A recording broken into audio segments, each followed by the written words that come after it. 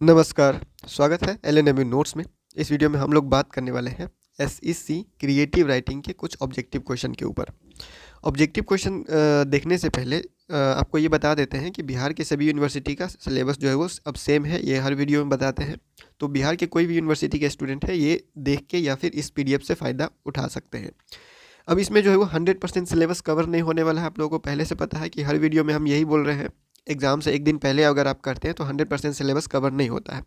बस आपको एक सिलेबस का आइडिया देने के लिए होता है, ताकि ऑब्जेक्टिव क्वेश्चन जब आप बनाएं मिथिला यूनिवर्सिटी में एईसी, एसईसी और वीएसी पेपर का जो एग्ज़ाम है, जिस भी सब्जेक्ट का एग्ज़ाम होगा एईसी, एसईसी, वीएसी का, उसका जो है वो ऑब्जेक्टिव पैटर्न कर दिया गया है। यानी कि 70 नंबर का जो एग्ज़ाम होगा, 70 में से 70 ऑब्जेक्टिव क्वेश्चन पूछा जा रहा है। ठीक है, तो इसके हिसाब से ये ऑब्जेक्टिव क्वेश्चन तैयार किया गया है, ताकि आपको कंटेंट का एक आइडिया मिले और आपका एग्ज़ाम जो है वो ऐसा नहीं लगे कि सब कुछ नया नया है, कुछ नहीं पढ़ा हुआ है। थोड़ा बहुत ऐसा लगे कि पढ़ा हुआ है, उस हिसाब से आप अपने एग्ज़ाम में जो ऑब्जेक्टिव क्वेश्चन पूछा जाएगा उसको सॉल्व कर सकें। ठीक है, और इससे पहले आप लोगों को बता देते हैं, ये पीडीएफ पढ़ने से पहले या फिर ये देखने से पहले आपको क्या करना है, एक जो है वो लिस्ट तैयार करना है। किस चीज़ का लिस्ट तैयार करना है?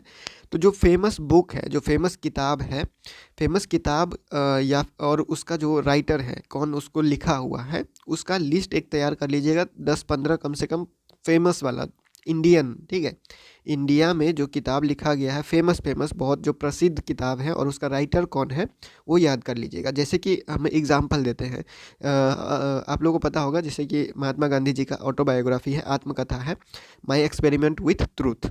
अब इसको पूछ देगा कि महात्मा गांधी जी का जो ऑटोबायोग्राफी है, माई एक्सपेरिमेंट विथ ट्रूथ, वो फिक्सन है या नॉन फिक्सन है, किस तरह का राइटिंग है, इस तरह से भी पूछ सकता है। या फिर पूछ सकता है कि किसने लिखा है, या फिर वो बोल देगा कि ऑटोबायोग्राफी है, तो वो ऑटोबायोग्राफी जो है वो फिक्सन होगा या नॉन फिक्सन होगा। ठीक है, किस तरह का राइटिंग, फिक्सन और नॉन फिक्सन के ऊपर जो है वो क्वेश्चन पूछा जाएगा। और राइटिंग, जब क्रिएटिव राइटिंग के बारे में बात आता है, तो जब नया सोच से या फिर कोई नया चीज़ लिखा जाता है, अपने सोच से, नया आइडिया से, जो रियलिटी से परे होता है, उस चीज़ को क्रिएटिविटी में लाया जाता है। और जब क्रिएटिविटी खुद डेवलप किया होता है, या फिर उसमें कुछ कुछ जो होता है परसिस्टेंस हमको रहना पड़ता है। मतलब कि जैसे कि कुछ भी चीज़ नया हम लोगों को क्रिएट करना है, कोई भी चीज़ नया बनाना है जो पहले नहीं है, और वो क्या होना चाहिए, कहीं से चुराया हुआ, कॉपी पेस्ट किया हुआ नहीं होना चाहिए, वो नया ही होना चाहिए, जो अपने दिमाग से, अपने विचार से हम लोगों को जो है वो बनाना होता है। सोच में, कल्पना से, ये सब चीज़ को मिला करके एक चीज़ बनता है, वो चीज़ क्रिएटिविटी में आता है। और जब क्रिएटिविटी होता है तो आपको हर चीज़ का ध्यान वो क्या होता है उसमें बट जाता है। जब आप लिखते हैं क्रिएटिविटी, अपने कैरेक्टर को डेवलप करते हैं, कहानी लिखते हैं, कुछ भी होता है, तो वो बट जाता है फिक्सन में, नॉन फिक्सन में। फिर उसमें इमेजिनेशन का रोल आता है, मतलब कि कल्पना से, कल्पना का क्या महत्व है, ये सारा चीज़ जो है वो उसमें आने लगता है धीरे धीरे। तो अगर एग्जांपल लेते हैं, मान लीजिए जैसे इस चीज़ को, इस सिलेबस को अगर थोड़ा सा समझना है आपको, तो पहले हम समझ लेते हैं कि मान लेते हैं कि आप एक कहानी लिख रहे हैं। अब आप लोग बोलिएगा कि कौन सा कहानी लिखे, अभी तो हम लोग को कुछ आता ही नहीं है। तो मान लीजिए आप अपना आत्मकथा लिख रहे हैं, ऑटोबायोग्राफी लिख रहे हैं, आप अपने जीवन का ही जो भी घटना हुआ है, दुर्घटना, घटना जो भी है कुछ है, वो आप लिख रहे हैं। ठीक है, तो लिखने से पहले आप शुरुआत करेंगे। शुरुआत करने से पहले आपको सबसे पहले क्या करना पड़ेगा, या तो आप किताब लिखने के लिए जो है वो पेपर जो है वो पहले आप शुरू कर लीजिए, बचपन से शुरू कीजिए, या फिर कोई ऐसा स्टेज से शुरू कीजिए जहाँ से आपके लाइफ में मोर आना शुरू हुआ। ठीक है, कोई एक ज़रूरी या फिर इम्पोर्टेंट पॉइंट होगा, वहाँ से आप शुरू कीजिएगा। तो या तो आप पहले किताब का टाइटल रख लीजिएगा, या फिर किताब लिखने के बाद टाइटल रखिएगा। तो ये भी एक इम्पॉर्टेंट पॉइंट हुआ। अब वो आपको ऑडियंस का ध्यान रखना पड़ेगा। जब आप किताब लिख रहे हैं तो उस किताब को कहाँ तक आपको पहुँचाना है। फिर आपको ये ध्यान रखना होगा कि जब आप लिखना स्टार्ट करेंगे, तो लिखना स्टार्ट करेंगे तो पहले तो रफ पेपर में लिखेंगे, पहले डायरेक्ट ही किताब तो नहीं छपेगा, पहले रफ में लिखेगा, फिर उसको पढ़ा जाएगा, फिर देखा जाएगा, सुना जाएगा। लास्ट में जब सब कुछ हो जाता है, तब जाके वो फाइनल पब्लिकेशन में आता है। ये फुल प्रोसेस होता है। तो पहले हम लोग क्या करेंगे, पहले हम लिखना शुरू करेंगे। तो पहले लिखना शुरू करेंगे तो हम ऑडियंस का ध्यान रखेंगे कि ऑडियंस को क्या समझ में आएगा। हम ऐसा वैसा वर्ड इसमें डालेंगे ही नहीं जो ऑडियंस पढ़ते हुए ना समझे। हम थोड़ा जो है वो सिंपल यूज़ करना शुरू कोशिश करेंगे, सिंपल वर्ड यूज़ करना कोशिश करेंगे ताकि जो पढ़ने वाले हैं वो समझ पाए। और ऐसा भी वर्ड नहीं कि एकदम सिंपल हो जाए कि लगे कि कुछ कोई ऐसा लिखा हुआ है जो पूरा का पूरा ऐसे पढ़ रहे हैं, जैसे लग ही नहीं रहा है कि कोई किताब पढ़ रहे हैं या फिर कुछ ऐसा पढ़ रहे हैं टाइप लगेगा नहीं। तो ऐसा भी नहीं करना है, तो हम लोग को ये चीज़ ध्यान रखना पड़ता है। और हर और उसका जो शैली होता है उस चीज़ को ध्यान रखना है कि हम किस जोन में लिख रहे हैं, वो भी याद रखना पड़ता है। फिर हमको जो है वो जब ऑटोबायोग्राफी लिख रहे हैं तो उसमें इमेजिनेशन का ज़रूरत नहीं होता है, उसमें आपको जो रियलिटी है, जो आपके जीवन में घटा हुआ है, बस उसी को लिखना होता है, ठीक है। लेकिन जब आप कोई कहानी अलग से बुन रहे होते हैं, जब अपना कहानी बुन रहे होते हैं, जैसे कोई फिल्म लिखता है, फिक्शन फिल्म, ठीक है, जैसे कोई फिल्म या कैरेक्टर डेवलप करता है, एनिमेशन वगैरह डेवलप करता है, तो उसमें क्या होता है, उसका इमेजिनेशन आता है, वो कल्पना करता है एक कैरेक्टर का। फिर उस कैरेक्टर का जब आप कल्पना कर रहे हैं, जिस कैरेक्टर को आपने बनाया है, वो कैरेक्टर दिखेगा कैसे, बोलेगा कैसे, कैसा रहेगा वो कैरेक्टर, कैसा सोचेगा वो कैरेक्टर, उसका सारा कुछ आप ही डेवलप करेंगे, क्योंकि आप ही इमेजिन किए हैं उस कैरेक्टर को, ठीक है। तो ये सारा पॉइंट ध्यान में रखना पड़ेगा। क्रिएटिविटी राइटिंग का ये सारा एक प्रोसेस होता है। तो ये जैसे ऑटोबायोग्राफी है, तो ऑटोबायोग्राफी में तो आप कल्पना नहीं कर सकते हैं, क्योंकि आपके जीवन में जो घटा हुआ है वही आप लिख रहे हैं, तो वो नॉन फिक्सन हो गया। फिक्सन हो गया जिसमें इमेजिनेशन का ज़रूरत पड़ रहा है, जो रियलिटी में नहीं है, रियलिटी से परे आप लिख रहे हैं, कोई नया आइडिया, नया कैरेक्टर लिख रहे हैं, वो सारा चीज़ हो गया इसमें, ठीक है। तो इसका एग्जाम्पल आप जो है वो फिक्सन और नॉन फिक्सन का, किताब का, इंडियन किताब का, राइटर का और किताब का नाम वगैरह जो है वो 4-5 देख लीजिएगा, वहाँ से आपका काम आ जाएगा। अब हम लोग आगे बढ़ते हैं। यहाँ पे जब हम लोगों ने मान लिए कि एक रफ कहानी तैयार कर ली, अपना आत्मकथा एक रफ तैयार कर लिए। उसके बाद हम लोग क्या करेंगे, उसके बाद हम लोग उसको फिर से पढ़ेंगे, जो रफ हम लोगों ने लिखा हुआ है, फिर उसको हम लोग पढ़ेंगे, उसको बोलेंगे प्रूफ रीडिंग। ये आपके सिलेबस में है, यूनिट में, ठीक है। तो प्रूफ रीडिंग होता है, एक टॉपिक है। फिर वो प्रूफ रीडिंग में क्या करेंगे हम, तो प्रूफ रीडिंग में हम ये चेक करेंगे कि जो हमने लिखा हुआ है, स्पेलिंग सही लिखा हुआ है या नहीं लिखा हुआ है, कॉमा, फुल स्टॉप या फिर जो भी साइन हम लगाने वाले हैं वो सारा सही जगह पे है या नहीं है, मतलब हर चीज़ सही से लाइन बाय लाइन लिखा हुआ है या नहीं लिखा हुआ है, ठीक है।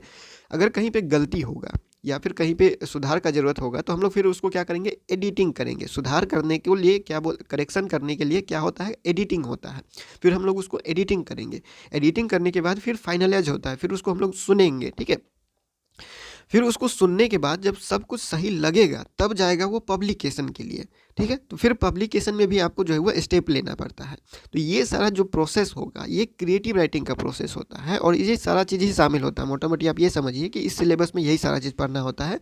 एक किताब को लिखने से जब शुरुआत होता है तो उसके अंत तक, पब्लिकेशन तक, मार्केट में आने तक का जो प्रोसेस है वो सारा चीज़ क्रिएटिव राइटिंग के अंदर रहेगा। उसमें आप जो सोच रहे हैं, जो लिख रहे हैं, स्पेलिंग, एडिटिंग, पब्लिकेशन, इमेजिनेशन, ये सारा प्रोसेस क्रिएटिव राइटिंग में आ जाता है, ये आपके सिलेबस में। अब जो 70 में से 70 क्वेश्चन पूछा जाएगा आपके सिलेबस में जो 70 में से 70 क्वेश्चन पूछा जाएगा, ऑब्जेक्टिव क्वेश्चन, वो हिंदी और इंग्लिश दोनों मीडियम में रहेगा। बार बार स्टूडेंट को कहा जा रहा है, आप एग्ज़ाम भी देते हैं, आपको पता होगा क्वेश्चन जो आ रहा है AEC, VAC या SEC का, उसमें इंग्लिश और हिंदी दोनों मीडियम में आ रहा है। तो इसमें आपको कन्फ्यूज़न नहीं रहना है, ठीक है। और एक बात और ध्यान रखना है कि आपको थोड़ा बहुत जो लिस्ट आपको तैयार करने के लिए बोले हैं, वो लिस्ट एग्ज़ाम से पहले पढ़ के जाना है। एग्ज़ाम से पहले उसको पढ़ के जाना है किस तरह से कि जो बुक का लिस्ट आप तैयार किए हैं उसमें क्या क्या आपको लिखना है। 3 कॉलम बनाइएगा, ठीक है। 3 कॉलम बनाइएगा। एक में लिखिएगा बुक का नाम, दूसरे में लिखिएगा राइटर का नाम, और तीसरे में लिखिएगा वो बुक जो है वो किस कैटेगरी में है, फिक्सन में है या नॉन फिक्सन में है, ठीक है। तो ये 3 काम आप कर लीजिएगा। ये 3 पॉइंट आप लिख लीजिएगा 4-5 किताब का नाम लेके, जैसे कि बहुत सारे हैं। डॉक्टर राजेंद्र प्रसाद के द्वारा लिखा हुआ बुक है wings of fire, APJ Abdul Kalam के द्वारा लिखा हुआ। 1-2 और जो फेमस किताब है वो देख लीजिएगा, इंटरनेट से छाप लीजिएगा, अपनी कॉपी में लिख लीजिए और एक बार उसको पढ़ लीजिएगा, ठीक है। बहुत सारा चीज़ इससे कवर हो जाएगा।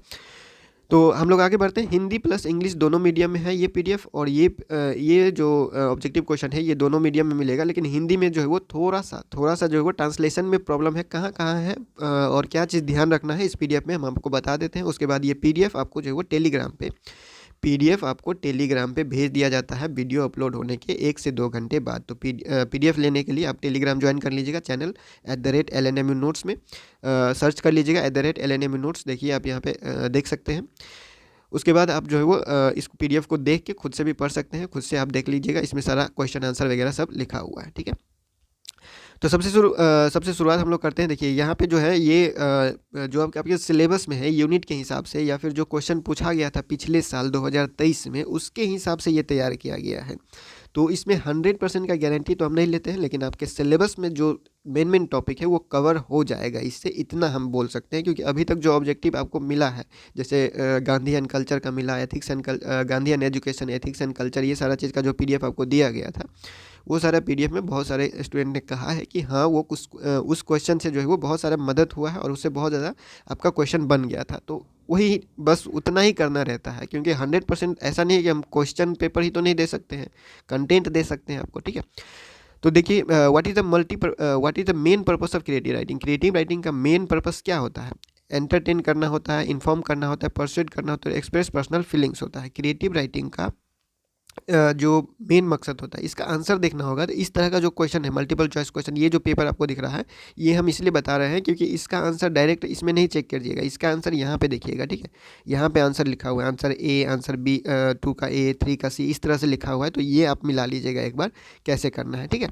तो क्रिएटिव राइटिंग का मेन पर्पस होता है एंटरटेन करना, अपने फीलिंग्स वगैरह से को वो करने के लिए, ठीक है। उसके बाद क्वेश्चन नंबर 2 है, which literary technique is often used in creative writing to add tension and suspense foreshadowing. Next है हमारे पास हिंदी मीडियम में भी बता रहे हैं, थोड़ा सा इंग्लिश मीडियम में बताते हैं, उसके बाद फिर हिंदी मीडियम में बताएंगे, उसके बाद आपको क्लियर हो जाएगा कि कैसे आपको ये पीडीएफ देखना है।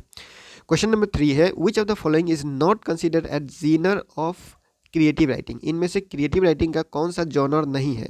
तो ये है बिजनेस, ठीक है। बिजनेस जो है वो कोई क्रिएटिव राइटिंग का जॉनर नहीं है। Question number 4, which of the following is a key element of good character in creative writing. Creative writing में एक जो की एलिमेंट है गुड कैरेक्टर का, वो क्या है? Dynamic and well developed. Question number 5, what is the term of for a short story और नॉवेल दैट हैज़ ट्विस्ट और सरप्राइज एंडिंग? मिस्ट्री। इस टाइप का जो नॉवेल या फिर राइटिंग होता है, उसमें क्या होता है? मिस्ट्री होता है, ठीक है। नेक्स्ट है हमारे पास question number 6, which of the following is not a key component of a strong plot in creative writing. Creative writing में इनमें से कौन सा जो है वो नहीं वो है, मतलब हम लोग उसको साइड में ही रखते हैं, वो होना नहीं चाहिए। बोरेडम, मतलब अब कोई चीज़ पढ़ के बोर हो रहे हैं, वो क्या क्रिएटिव राइटिंग हुआ? क्रिएटिव राइटिंग ऐसा होना चाहिए जिसमें आदमी को एंगेज कर सकें, जो पढ़ रहे हैं, देखने वाले हैं, वो एंगेज रहे, आपको देखते रहें, पढ़ते रहें, तभी तो वो क्रिएटिव राइटिंग का मकसद हुआ कि आप अपने क्षमता से, अपने इमेजिनेशन से कुछ चीज़ बना रहे हैं, लिख रहे हैं, तो लोग उस पर बोर हो रहा है, तो फिर फ़ायदा कुछ नहीं है, ठीक है। Question number 7, which of the following is not A branch of creative writing. Creative writing का ब्रांच इसमें से कौन सा नहीं है? ऐसे रहेगा, पोइट्री रहेगा, फिक्शन रहेगा, थेसिस नहीं है। थेसिस जो है वो लिखा जाता है रिसर्च करने के बाद, ये सारा चीज़ आता है, ठीक है। फिर हमारे पास है question number 8, creative writing is a way to vent your emotion. Question number 9, creative non fiction is also called essay, ठीक है। तो ये सब याद रखिएगा आप। अब ऐसा नहीं है कि इसी चीज़ को डायरेक्ट पूछ देगा, घुमा के पूछेगा, ये हो सकता है चल जाएगा ऊपर और ये चल जाएगा नीचे, ठीक है। Question number 10, this is the process of furnishing a written output and correct their grammatical lapse and loops holes. तो एडिटिंग हम लोगों ने कहा है कि एडिटिंग एक प्रोसेस है, हम लोग अभी बता दिए कि एडिटिंग में हम लोग क्या चेक करते हैं, सब कुछ सही से लिखा हुआ है नहीं लिखा हुआ है, जो स्पेलिंग है या फिर जो कॉमा, फुल स्टॉप या ग्रामर जो है वो सब कुछ सही है या नहीं है। इस चीज़ को ठीक करने के लिए जो प्रोसेस हम लोग यूज़ कर रहे हैं, करेक्शन प्रोसेस, वो है एडिटिंग, ठीक है। फिर क्वेश्चन नंबर 11 है, feature writing is a form of creative non fiction. Feature writing क्या है? नॉन फिक्शन है, creative non fiction. Question number 12, what is creative writing use for. Creative writing use किस लिए यूज किया जाता है? Any writing example novels, resume, short story, fiction writing, creative writing, इस सब चीज़ के लिए यूज़ किया जाता है। Question number 13, what are the element of creative writing? Creative writing का एलिमेंट क्या क्या है? तो ये सब एलिमेंट है। अब इस चीज़ को, ये क्वेश्चन, ऐसा क्वेश्चन जो होता है वो बहुत इंपॉर्टेंट क्वेश्चन होता है, क्योंकि यहाँ पे देखिए 1 2 3 आंसर है और इस 3 से 6 ऑब्जेक्टिव, 7 ऑब्जेक्टिव बन सकता है। तो इस चीज़ को पूरा का पूरा याद रख लीजिएगा, ये पूरा का पूरा याद कर लीजिएगा कि ये सारा एलिमेंट होता है किसका? क्रिएटिव राइटिंग का। तो क्रिएटिव राइटिंग का पूरा एलिमेंट हो गया ये, ठीक है। जैसे कैरेक्टर हो गया, सेटिंग हो गया, लैंग्वेज हो गया, plot, structure, action, issues, narration, dialogue, style, ये सारा चीज़ हो गया क्रिएटिव राइटिंग का element. Question number 14, which of the following does not form a part of the character element in creative writing? The thread of a story, thread of a story, ठीक है। Animal, creature, people, ये सारा चीज़ क्या है? Form है, लेकिन ये नहीं है, ठीक है। Question number 15, which of the following does not form a part of the settings element in creative writing? ये है unfolding story, an unfolding story. Question number 16, which of the following does not form a part of the language element in writing? Robot. Question number 17, which of the following does not form a part of plot element in writing? देखिए एक एक element पे question पूछा जा रहा है, मतलब जितना एलिमेंट आप ऊपर देखे हैं सभी एलिमेंट के ऊपर एक एक क्वेश्चन है, ठीक है। तो Russian. Question number 18, which of the following does not form a part of structure? अब इस एलिमेंट पे भी पूछा हुआ है, हीरो, ठीक है। Question number 19, which of the following does not form a part of action, फिर इशू, फिर डायलॉग, ठीक है। सब एलिमेंट पे क्वेश्चन पूछा हुआ है, मतलब हर एक एलिमेंट आपका क्लियर हो जाएगा। नरेशन है, creative writing is writing that tries to share. Creative writing एक ऐसा राइटिंग है जो शेयर कर रहा है, मतलब कोशिश करता है क्या? शेयर करने का, ठीक है। तो उस तरह से आप देख सकते हैं। तो ये हो गया आप लोग का, यहाँ तक आप देख लीजिएगा। मल्टीपल चॉइस क्वेश्चन, फिर दूसरा यूनिट शुरू हो जाता है। तो दूसरा यूनिट ये है, अगर हम लोग फिर हम लोग जो है वो वापस चलते हैं अपने ये कंटेंट पे ही, और यहाँ से बीच में से कुछ जो है वो ले लेते हैं क्या, ताकि यूनिट चेंज हो जाए। और which of this genres fall under non fiction? Non fiction में कौन सा इसमें से आता है? तो वो है सेल्फ हेल्प, ठीक है। इन रोमांस, थ्रिलर और फैंटेसी, ये सब फिक्शन में आता है, क्योंकि इसमें इमेजिनेशन का जरूरत पड़ता है। हम बेसिक बता दिए हैं, ठीक है। What does imagination allow writers to do in creativity? Creativity में इमेजिनेशन क्या अलाउ करता है राइटर को? नया वर्ड बनाना, कैरेक्टर बनाना, आइडिया जो कि रियलिटी से परे हो, इस तरह से। What is imagination, why is imagination important? ठीक है, इमेजिनेशन इंपॉर्टेंट क्यों होता है कैरेक्टर डेवलपमेंट में? क्योंकि वो जब तक हम लोग कल्पना नहीं करेंगे तब तक कैरेक्टर का अंदर का जो थॉट है कि हमारा कैरेक्टर रहेगा कैसे, क्या सोचेगा, कैसा रहेगा, क्या इमोशन होगा उसका, ये सारा चीज़ का जब करना है तो हम लोग को इमेजिनेशन का ज़रूरत पड़ेगा, और बहुत तगड़ा इमेजिनेशन का ज़रूरत पड़ेगा। जितना तगड़ा इमेजिनेशन, जितना आप बढ़िया इमेजिनेशन कर सकते हैं, उतना बढ़िया राइटिंग आपका रहेगा। Which of the following does imagination help a writer create in a story? Plot, twist, conflict, scenario that engage readers. ठीक है, बहुत बहुत बढ़िया बढ़िया आप मूवी देखते होंगे जिसमें बहुत बढ़िया ट्विस्ट होता है, अरे ये कैसे हो गया, वो कैसे हो गया, जब तक आप सोचते हैं तब तक कहानी बदल जाता है। ये सारा किसका कमाल होता है? ये सारा इमेजिनेशन का कमाल होता है। कि ऐसा आप सोचिए कि जब वो लिख रहा होता है, जब राइटिंग वो कर रहा होता है, जब किताब लिख रहा होता है या कहानी लिख रहा होता है, तो वो उस ऑडियंस को ध्यान में ऐसे रखता है कि जब तक ऑडियंस उस कहानी का एंड पता करे तब तक एंड ही चेंज हो जाए। ठीक है, तो इस तरह का बहुत बढ़िया इमेजिनेशन होता है, बहुत बढ़िया राइटिंग होता है इस तरह का ही। और इसमें क्या होता है, ऑडियंस एंगेज होता है। ऑडियंस जब एंगेज होगा तो वो चीज़ पॉपुलर होगा, फेमस होगा, ऑटोमेटिक हो जाएगा। ठीक है, तो यहाँ पे हमारे पास है what does imagination play in word building for a story? It allows the writer to create unique and immersive setting beyond reality. Next हम लोग चलते हैं, ये थोड़ा सा जो है वो प्लॉट चेंज करते हैं, यानी कि हम लोग जो है वो थोड़ा सा जो है वो नीचे आ जाते हैं। इमेजिनेशन वाला जो एलिमेंट है उससे नीचे आने के बाद दूसरा यूनिट जो है वो शुरू करते हैं। दूसरा यूनिट में किस तरह से है, हाँ, प्रूफ रीडिंग में आते हैं। तो प्रूफ रीडिंग क्या है? प्रूफ रीडिंग क्या है? प्राइमरी गोल प्रूफ रीडिंग का क्या होता है हम लोग बता चुके हैं, ग्रामर, स्पेलिंग, पंक्चुएशन, फॉर्मेटिंग, ये सारा चीज़ चेक करने के लिए। विच of the following is a की फोकस ऑन एडिटिंग? एडिटिंग के बारे में पूछ रहा है। तो improving the flow and clarity of idea. When proofreading, जब प्रूफ रीडिंग कर रहे होते हैं, which of the following is most important to check for? क्या सबसे ज़्यादा चेक करना है? तो consistency, spelling and punctuation. Question number 4, which step of writing process ensures that the text flow and logical structure and is clear to the reader, वो है हमारे पास editing, क्योंकि हम एडिटिंग के प्रोसेस में ही तो ये चेक करते हैं कि जो पढ़ेगा उसको सारा कुछ सही सही लगेगा या नहीं लगेगा। फिर क्वेश्चन नंबर 5 आता है, what should you focus on during the editing process. Editing process में क्या चीज़ पे फोकस करना चाहिए? Making the text concise, clear and engaging. Question number 6, what is an important strategy when proof reading your own work. अपने ही काम को जब आप प्रूफ रीडिंग कर रहे होते हैं, मतलब दोबारा जब पढ़ रहे होते हैं, तो क्या आपको जो इम्पोर्टेंट स्ट्रैटेजी अपनाना पड़ेगा? क्या स्ट्रैटेजी जब अपनाना पड़ेगा आपको? तो रीड द टेक्स्ट अलाउड, जोर जोर से पढ़ने के लिए, to catch awkward phrasing and mistakes, यानी कि जब आप उस चीज़ को, अपने ही लिखे हुए चीज़ को जोर जोर से पढ़िएगा तो कुछ कुछ ऐसा वर्ड या फिर कुछ कुछ ऐसा चीज़ आपको मिलेगा जो ऑकवर्ड लगेगा पढ़ने में, तो थोड़ा सा अजीब लगेगा, तो उस चीज़ को आप रिमूव करके फिर उसको उस गलती को सुधारिएगा, ठीक है।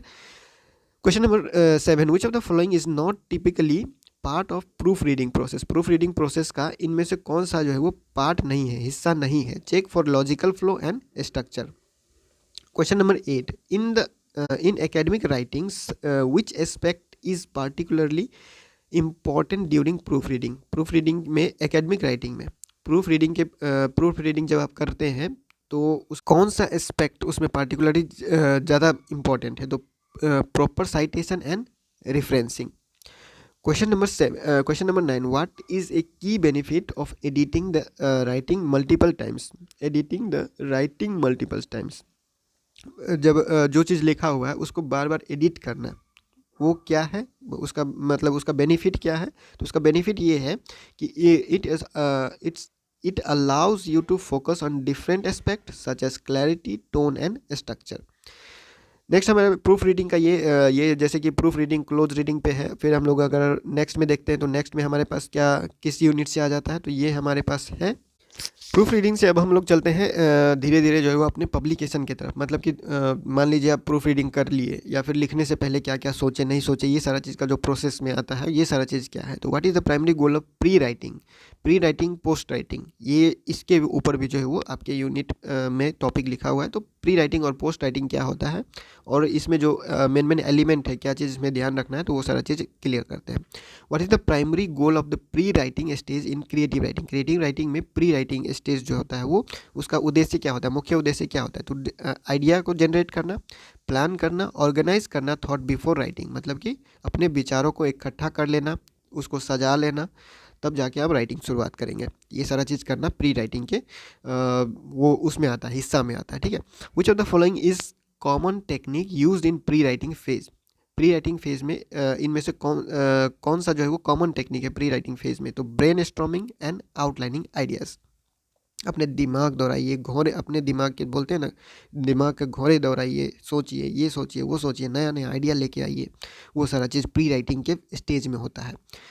During the drafting stage of creative writing, the writer should focus getting the ideas down on paper without worrying about perfection, ठीक है। What does revising during the post writing phase primarily involve? अब देखिए pre writing पे हम लोगों ने कुछ देखा, फिर पोस्ट राइटिंग में कुछ कुछ क्वेश्चन देख रहे हैं, तो इसमें इसके जो आंसर हो जाएगा, making large changes to improve content, structure and clarity.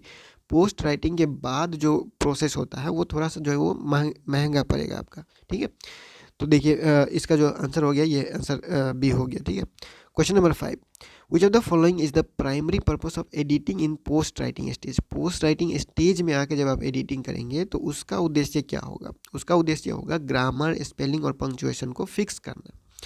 Question number 6 है, what is the main characteristics of A final draft in creative writing. Final draft करने का जो मेन कैरेक्टरिस्टिक्स है, फाइनल ड्राफ्ट जब आप तैयार करेंगे क्रिएटिव राइटिंग में, तो उसका मेन कैरेक्टरिस्टिक्स क्या होना चाहिए? It is most polished and error free version of the work, ठीक है। मतलब जब आप फाइनल ड्राफ्ट एक तैयार करते हैं तो उस ड्राफ्ट में आप मान के चलिए वो ड्राफ्ट एक फ़ाइनल ही होता है, मतलब फाइनल कहानी या फाइनल आपका जो भी आपने लिखा हुआ है उसका ड्राफ्ट तैयार कर लिए, तो एक तरह से वो फाइनल ही होता है। उसमें कुछ कुछ मिस्टेक आप निकाल के जो है वो लास्ट में वो पब्लिकेशन के लिए चला जाएगा, ठीक है। तो ये फाइनल ड्राफ्ट जो होता है इसमें आपको जो है वो most polished and error free version of the work देखने को मिलेगा। ये क्या है? Which of the following activities occur during the post writing phase of writing. Post writing phase में इनमें से कौन सा चीज़ जो है होता है? तो ये होता है हमारे पास revising, editing on proof reading. Proof reading, editing और रिवाइजिंग, ये सारा चीज़ किस हिस्से में आ रहा है? पोस्ट राइटिंग के हिस्से में आ रहा है। तो ये भी क्वेश्चन पूछ सकता है कि ये सारा जो है वो किस एलिमेंट की, किस स्टेज के अंदर आता है। What is the main purpose of brain storming during pre writing? तो ब्रेन स्टॉर्मिंग करने का क्या मतलब हो सकता है? मतलब दिमाग के घोड़े दौड़ाने का मतलब क्या हो गया? आप अपने दिमाग लगा रहे हैं, इसका मतलब आप क्या कर रहे हैं? To explore and generate a range of idea for writing piece. अब नए नया विचार खोज के ला रहे हैं, एक्सप्लोर कर रहे हैं इधर उधर राइटिंग को जो है वो अच्छे से अच्छे राइटिंग करने के लिए। Question number 9, what is writing drafting stage crucial? Why is writing या drafting stage crucial in creative writing? Creative writing के स्टेज में क्रिएटिव राइटिंग में जो ड्राफ्टिंग या राइटिंग होता है वो स्टेज क्रूशियल क्यों हो जाता है? यानी कि आप बोल सकते हैं कि वो एक तरह से जो है वो बहुत ही ज़्यादा ज़रूरी, बहुत ही ज़्यादा ज़रूरी, बहुत बहुत बहुत ज़्यादा ज़रूरी, ठीक है। इट इज़ तो वही एक स्टेज होता है जहाँ पे it is where the writer develop and express their ideas freely without perfection. यानी कि वही एक स्टेज है जहाँ पे आप कितना भी चेंजेस कर सकते हैं, ठीक है, कितना भी चेंजेस कर सकते हैं, कोई परफेक्ट डेवलप करने का वहाँ पे प्रेशर नहीं है, क्योंकि वो जब आप राइटिंग शुरुआत कर रहे हैं तभी का स्टेज है। जब आप एक बार लिखना शुरू कर दीजिएगा, सब कुछ आप सोच चुके हैं, लिखना शुरू कर चुके हैं, एक लय बन चुका है, तो फिर आप कुछ चेंजेस कीजिएगा तो फिर भारी पड़ेगा, ठीक है। तो ये सारा स्टेज जो होता है ये इसीलिए बहुत ज़्यादा ज़रूरी होता है कि पहले ही आप सोच लीजिए कि आपको क्या करना है, क्या लिखना है, क्या कैरेक्टर करना है, वो कैरेक्टर आपका कैसा होगा, किस चीज़ के ऊपर आप ध्यान देंगे, किस चीज़ के ऊपर आपका फोकस रहेगा, ठीक है।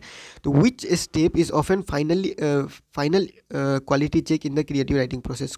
अब ये फाइनल प्रोसेस क्या है? प्रूफ रीडिंग है। मतलब सब कुछ हो चुका है, लिख चुके हैं, सब कुछ कर चुके हैं, तो फिर से एक बार क्या करेंगे? प्रूफ रीडिंग करेंगे। रीडिंग देखिए इसके नाम में ही है प्रूफ रीडिंग, यानी कि रीडिंग कर रहे हैं ताकि हम उसको जो है वो चेक कर सकते हैं, अच्छे से चेक कर सकें कि सब कुछ सही सही लिखा हुआ है, नहीं लिखा हुआ है। Which of the following is A characteristics of poetry? अब थोड़ा सा जो है वो फिक्सन के टाइप पे आ रहे हैं, मतलब कि कहानी के टाइप पे, फिक्सन, नॉन फिक्सन, पोएट्री, ये सब के अंदर जो आ रहा है ये यूनिट के अंदर, अब इस पे हम लोग जो है वो शिफ्ट कर रहे हैं। तो which of the following is a characteristic of poetry? Focus on rhythm, metre and figurative language. अब ये रिदम और मीटर, इस पे क्वेश्चन पूछा जा सकता है, रिदम और मीटर पे क्वेश्चन पूछा जा सकता है, ठीक है। तो इसको ध्यान में रख लीजिएगा। What is the primary focus on fiction writing?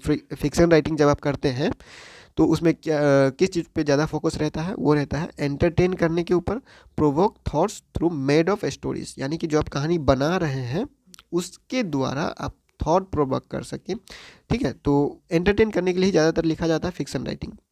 उसका रियलिटी से कोई लेना देना नहीं होता है, ठीक है, सच्चाई से, वास्तविकता से कोई लेना देना नहीं होता है फिक्सन राइटिंग का। Which genre of creative writing is focused on real life experience, often written in the form of personal recollection? Non fiction life narrative जो होता है, जैसे कि ऑटोबायोग्राफी टाइप जो किताब होता है, वो क्या होता है? एक रियल लाइफ एक्सपीरियंस है, ठीक है, जो कि अपना पर्सनल रिकलेक्शंस होता है, अपने एक्सपीरियंस का कलेक्शंस होता है क्रिएटिव राइटिंग का, ठीक है, नॉन फिक्सन के कैटेगरी में। Which are the following is an example of drama? इनमें से ड्रामा का कौन सा एग्जाम्पल है? तो a play that despite the rise and fall of leader, ये है ड्रामा का एक एग्जाम्पल। तो इस तरह से भी पूछा जाएगा आपका।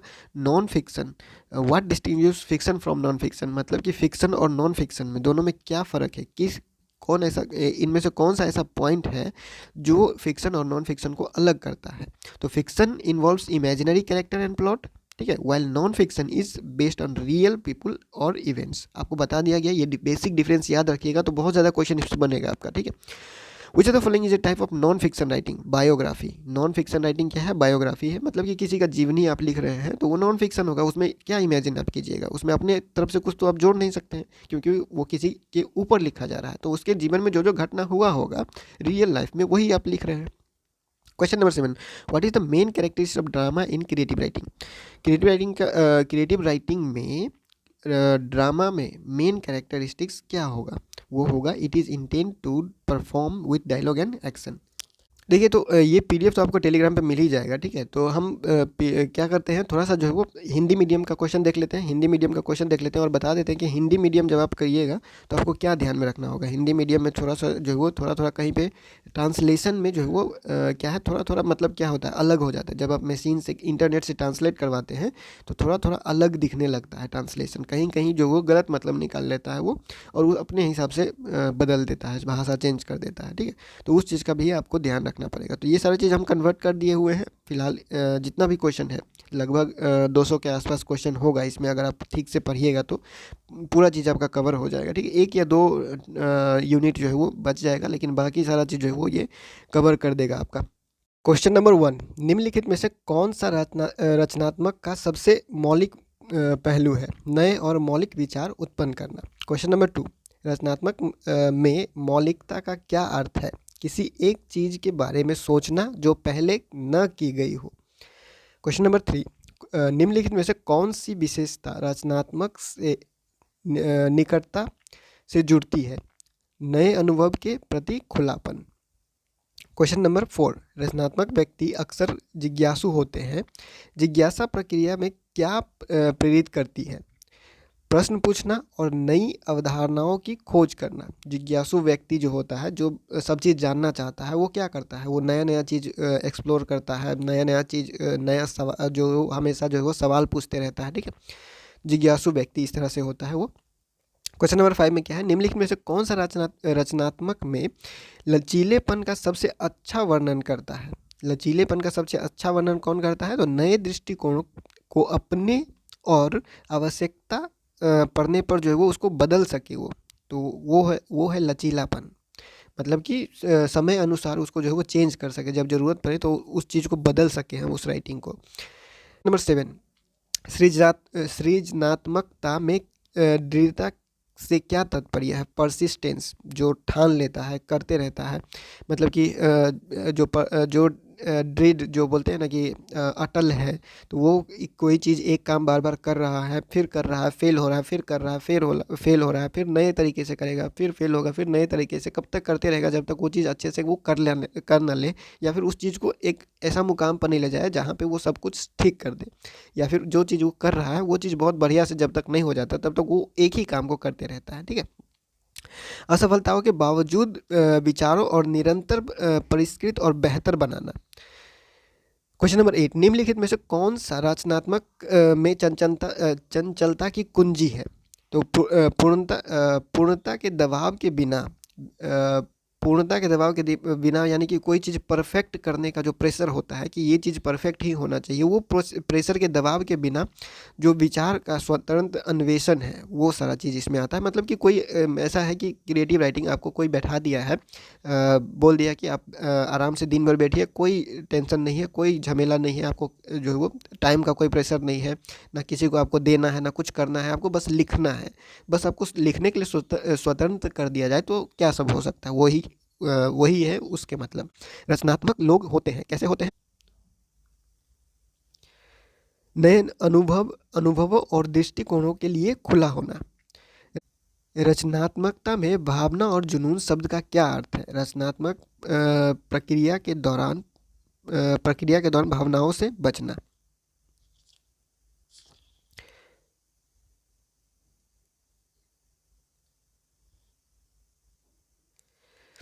यूनिट चेंज करते हैं थोड़ा सा, तो यूनिट चेंज करेंगे तो यहाँ पे आ जाएगा हम लोगों का गैर काल्पनिक साहित्य का उदाहरण क्या है। तो एक प्रसिद्ध वैज्ञानिक की जीवनी गैर काल्पनिक नॉन फिक्शन, ठीक है।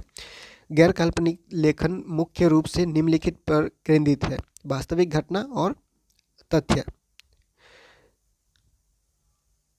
नेक्स्ट है हमारे पास, निम्नलिखित में से किसे गैर काल्पनिक साहित्य नहीं माना जाता है? इनमें से कौन सा जो है वो गैर काल्पनिक साहित्य नहीं है? वह है अंतरिक्ष अन्वेषण के बारे में एक उपन्यास, नोवेल।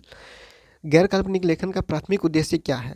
तथ्यात्मक जानकारी सीखना, सूचित करना, सिखाना, सूचित करना या प्रस्तुत करना। तो ये एक तरह से जो है वो यूनिट चेंज करते हैं। तो यूनिट चेंज करते हैं, थोड़ा सा नीचे चलते हैं, जब यूनिट चेंज हो रहा होगा तब चलते हैं। ये पीडीएफ तो आपको मिल ही जाएगा, आप इसको ठीक से पढ़ लीजिएगा। इसमें बहुत ज़्यादा क्वेश्चन है, 190 प्लस जो है वो 200 के आसपास इसमें क्वेश्चन है। प्रूफ रीडिंग पे आते हैं। तो प्रूफ रीडिंग का प्राथमिक लक्ष्य क्या होता है? वर्णित व्याकरण, विराम चिन्ह और स्वरूपण त्रुटियों की जांच करने के लिए प्रूफ रीडिंग किया जाता है। निम्नलिखित में से कौन सा संपादन का मुख्य केंद्र है? विचारों के प्रवाह और स्पष्टता में सुधार। प्रूफ रीडिंग करते समय निम्नलिखित में से किसकी जांच करना सबसे महत्वपूर्ण है? वर्तनी और विराम चिन्हों की संगति। नेक्स्ट आगे बढ़ते हैं, थोड़ा सा यूनिट चेंज करते हैं। तो इसी तरह से जो है आप यूनिट चेंज करेंगे तो यहाँ पे देखिए यूनिट चेंज होते हुए क्वेश्चन भी चेंज हो जा रहा है। गहन पाठन का प्राथमिक लक्ष्य क्या होता है? तो पाठक के गहरे अर्थ, भाषा और संरचना की पहचान और विश्लेषण करना। नेक्स्ट हमारे पास निम्नलिखित में से कौन सा कथन नज़दीकी से पढ़ने का सबसे अच्छा वर्णन करता है? किसी पाठ का गहराई से विश्लेषण करना, भाषा, संचार और अर्थ का संरचना और अर्थ पर ध्यान केंद्रित करना। क्वेश्चन नंबर 3, गहन पठन में निम्नलिखित में से किस पर आमतौर पर ध्यान नहीं दिया जाता है? तो नहीं दिया जाता है तो वो वर्तमान घटनाओं के लिए पाठ की प्रासंगिकता के बारे में व्यक्तिगत राय। थोड़ा सा जो है वो यूनिट चेंज करते हैं तो टॉपिक चेंज हो जाएगा। आप इसको जो है वो ठीक से पढ़ लीजिएगा, आपको कहाँ कहाँ मिस्टेक होगा या फिर जो भी होगा मैच नहीं करेगा। इंग्लिश में एक बार देख लीजिएगा, मतलब हिंदी में जब आप पढ़ रहे होते हैं हिंदी मीडियम, अगर आपको कुछ समझ में नहीं आता तो फिर ऊपर जाके एक बार इंग्लिश में भी देख लीजिएगा कि क्या लिखा हुआ है इंग्लिश में। तो कभी कभी क्या होता है, ज़रूरी नहीं है कि हर चीज़ हिंदी में समझ में आए। कभी कभी डेली लाइफ का जो हम लोग यूज़ करते हैं, डेली लाइफ में इंग्लिश वर्ड बहुत ज़्यादा यूज़ करते हैं, तो वो उसी चीज़ में समझ में आता है। ठीक है, निम्नलिखित में से कौन सी कविता की विशेषता है? इसमें से कौन सी कविता की विशेषता है? तो लय, मीटर और अलंकारिक भाषा पर ध्यान दें। नेक्स्ट है हमारे पास कथा लेखन का प्राथमिक उद्देश्य क्या है? मतलब कि मनगढ़ंत कहानियाँ से मनगढ़ंत कहानी जो होता है, मतलब आप अपने इमेजिनेशन से लिख रहे हैं, अपने हिसाब से लिखे हुए हैं। जो किताब होता है कहानी टाइप ही होता है वो, उसका जो है वो वास्तविक जीवन से कोई लेना देना नहीं होता है। ठीक है, रचनात्मक लेखन की कौन सी शैली वास्तविक जीवन के अनुभवों पर केंद्रित है, जिसे अक्सर व्यक्ति यादों के रूप में लिखा जाता है? व्यक्ति के यादों के रूप में लिखा जाता है तो गैर काल्पनिक जीवन कथा। निम्नलिखित में से कौन सा नाटक का उद्देश्य है? एक नाटक, प्ले जहाँ लिखा होगा समझ लीजिएगा वो नाटक है, ड्रामा है। ठीक है, एक नाटक जो एक नेता के उत्थान और पतन को दर्शाता है। नेक्स्ट है जो है वो थोड़ा सा जो है वो अब उसी टाइप का क्वेश्चन देखिए, हर टॉपिक पे या हर एक तरह का जो यूनिट है, पॉइंट है, उस पे जो है पाँच सात क्वेश्चन करके जो है वो आपको दे दिया गया है, ताकि उसमें जो क्वेश्चन बन रहा है उस आंसर से वो आपका हो जाए। ठीक है, नेक्स्ट हमारे पास यहाँ देखिए, रूपक और उपमा में मुख्य अंतर क्या है? तो एक रूपक जैसा या जैसा का उपयोग किए बिना दो चीज़ों को सीधे तुलना करता है, लेकिन जबकि एक उपमा जैसा या जैसा का उपयोग करती है। ठीक है, वो किए बिना एक में जो है वो जैसा या जैसे का इस टाइप का जो चीज़ होता है, इसको यूज किए बिना दो चीज़ को जोड़ देता है, मतलब कि दो चीज़ को कंपेयर करता है, जोड़ता नहीं है, कंपेयर करता है। लेकिन दूसरे में जो है वो इन चीज़ों को यूज करता है। ठीक है, निम्नलिखित में से कौन सा उपमा का उदाहरण है? निम्नलिखित में से कौन सा उपमा का उदाहरण है? तो वो चीते जितने तेज है। नेक्स्ट है हमारे पास यूनिट चेंज करते हैं। रूपक क्या है? दो असमान चीज़ों के बीच प्रत्यक्ष तुलना रूपक है। निम्नलिखित में से कौन सा अनुप्रास अलंकार का उदाहरण है? अनुप्रास अलंकार का उदाहरण क्या है? इनमें जो भी आप दिया होगा, देखिए ये अलंकार अनुप्रास अलंकार जो होता है उसका एग्जाम्पल पढ़ लीजिएगा। ठीक है, क्योंकि ये जैसे कि इंग्लिश में मेटाफर, स्माइल या फिर सिमिली जो होता है, ये चीज़ें पे जो है वो थोड़ा पूछता है क्वेश्चन। जब राइटिंग का बात आता है तो ये सारा चीज़ आ जाता है। ठीक है, जब पोइट्री में आपको बता दिया गया कि जब पोइट्री लिखा जाता है तो पोइट्री में स्टेंजा होता है, स्टेंजा स्टोरी में नहीं होता है। ये सब भी पूछा जाता है कभी कभी कि जो स्टेंजा होता है वो पोइट्री में होता है, यानी कि पोएम में होता है, या फिर स्टोरी में मिलता है, या फिर ड्रामा में मिलता है, कहाँ पर मिलता है, ये सारा चीज़ ऐसे टाइप का पूछा जाता है। तो पोइट्री जो होता है, मतलब स्टेंजा जो होता है वो पोएम में मिलता है, स्टोरी में नहीं होता है। स्टोरी में पैराग्राफ होता है। ठीक है, तो इसका आंसर है यहाँ पे वह समुद्र के किनारे सीप बेचती है। देखिए ये इस तरह से मेटाफोर दिया जाता है, जैसे बोलते हैं ना मछली बाजार लगा के रखा है। तो मछली बाजार लगाने का मतलब क्या है? वहाँ पे सच में छोड़ी मछली बाजार लगाया है। एक तरह से हम लोग क्या बोलते हैं, कहावत बोल देते हैं, या फिर घुमा फिरा के कोई बात बोलते हैं, तो वो सारा चीज़ जो है वो इसमें आता है। ठीक है, हवा फुसफुसाकर आकाश में बह रही है, वाक्यांश की किस अलंकार का प्रयोग किया गया है? मानवीकरण। ठीक है, तो अलंकार के ऊपर कितने प्रकार के अलंकार होते हैं, फिर उसका जो एग्जाम्पल वगैरह है वो थोड़ा बहुत पढ़ लीजिएगा, या फिर जो कहावत होता है, जो हम लोगों के मुहावरे होते हैं, ये सारा चीज़ जो है वो एक बार पढ़ लीजिएगा। ठीक है, मुहावरा, कहावत वगैरह जो होता है इस पर भी जो है पूछेगा। क्या टाइप पूछेगा, बस ऐसा नहीं पूछेगा, आपको लिख देगा कि वो क्या है, टाइप क्या है वो बताना रहेगा। वाक्य विन्यास क्या है? शब्द खेल का एक रूप जिसमें एक शब्द का समान ध्वनि वाले शब्द के कई अर्थों का उपयोग किया जाता है। क्वेश्चन नंबर 5, निम्नलिखित में से कौन सा वाक्य क्रिया का उदाहरण है? समय तीर की तरह उड़ता है लेकिन फल केले की तरह उड़ता है। चरित्र निर्माण में बैक स्टोरी का क्या अर्थ है? चरित्र निर्माण में बैक स्टोरी का क्या अर्थ है? तो चरित्र निर्माण में बैक स्टोरी का जो इतिहास और अनुभव जो उन्हें व्यक्तिगत और प्रेरणा को, उनके व्यक्तित्व और प्रेरणा को आकार देता है। क्वेश्चन नंबर 7, चरित्र निर्माण में संवाद क्यों महत्वपूर्ण है? तो यह चरित्र के व्यक्ति, पृष्ठभूमि और प्रेरणाओं को प्रकट करता है। नेक्स्ट है हमारे पास क्वेश्चन नंबर 8, निम्नलिखित में से कौन सा रचनात्मक रूप से विकसित चरित्र का सबसे अच्छा वर्णन है? यह है एक चरित्र जो भावनात्मक विकास का परिवर्तन से भावनात्मक विकास या परिवर्तन से गुजरता है। क्वेश्चन नंबर 9, लेखन में अलंकारों की क्या भूमिका है? अलंकार का भूमिका क्या है? तो अमूर्त विचार को अधिक जीवंत, कल्पनाशील या भावनात्मक तरीके से व्यक्त करना। लेखन में शब्दों के प्रयोग का क्या कार्य है? भाषा के माध्यम से हास्य, आश्चर्य या चतुराई पैदा करना। फीचर लेखन का प्राथमिक फोकस क्या है? फीचर राइटिंग का प्राथमिक फोकस क्या है? ठीक है, मानवीय रुचि की कहानी की खोज और गहन विश्लेषण। क्वेश्चन नंबर 1, निम्नलिखित में से कौन सा समानता पर आधारित अलंकार है? रूपक जो है वो समानता पर आधारित एक अलंकार है। किस अलंकार में जैसे या जैसा का प्रयोग करके तुलना की जाती है? अभी इसको जो है दूसरे टाइप से पूछा हुआ था। ठीक है, तो उपमा में जैसे या जैसा यूज होता है और बाकी जो रूपम होता है उसमें ऐसा नहीं होता है। ठीक है, निम्नलिखित में से कौन सा संगीत पर आधारित अलंकार है? सिनेक्डो। ठीक है, नेक्स्ट हमारे पास भाषा में व्यंग का प्राथमिक कार्य क्या है? जो कहा गया है उसका विपरीत अर्थ व्यक्त करना। क्वेश्चन नंबर 5, निम्नलिखित में से कौन सा अंतर पर आधारित अलंकार का उदाहरण है? अंतर पर आधारित अलंकार क्या है? प्रतिपक्ष। नेक्स्ट है भाषा के उपयोग के संदर्भ में शब्द जाल क्या है? किसी विशेष पेश या क्षेत्र के प्रयुक्त विशिष्ट शब्दावली। क्वेश्चन नंबर 7, निम्नलिखित में से कौन सा विस्तार के आधार पर भाषण के एक अलंकार का उदाहरण है? तो वो है मानवीकरण। ठीक है, तो देखिए इंग्लिश में जिस तरह से है, हिंदी मीडियम में भी इसी तरह से है। ये पीडीएफ हम जो है वो टेलीग्राम पे भेज देते हैं। 1 से 2 घंटे बाद जो है वो वीडियो जब अपलोड हो जाएगा तो 1 से 2 घंटे बाद ये पीडीएफ जो है वो टेलीग्राम पे मिल जाएगा। आप सारा चीज़ जो है वो रेडी करके रखिए। जितना जो भी कहा गया है कि रेडी करने के लिए पहले वो रेडी कर लीजिए, एक लिस्ट तैयार कर लीजिए कितने टाइप का अलंकार वगैरह है अगर आप हिंदी मीडियम से है तो, या फिर पोइट्री में क्या क्या पॉइंट होता है, स्टोरी में क्या क्या पॉइंट होता है, ये सारा चीज़ जो है वो मेन आपका जो है वो पॉइंट से ही क्वेश्चन निकलेगा ऑब्जेक्टिव। तो सारा चीज़ ध्यान रखिएगा, नोट कर लीजिएगा। ये पीडीएफ आपको भेज दिया जाएगा, पढ़ लीजिएगा, आपका बहुत ज़्यादा चीज़ जो है वो कंटेंट कवर हो जाएगा। ठीक है, तो फिलहाल इस वीडियो में इतना ही। मिलते हैं अगले वीडियो में अगले अपडेट के साथ LNMU नोट्स के यूट्यूब चैनल पे।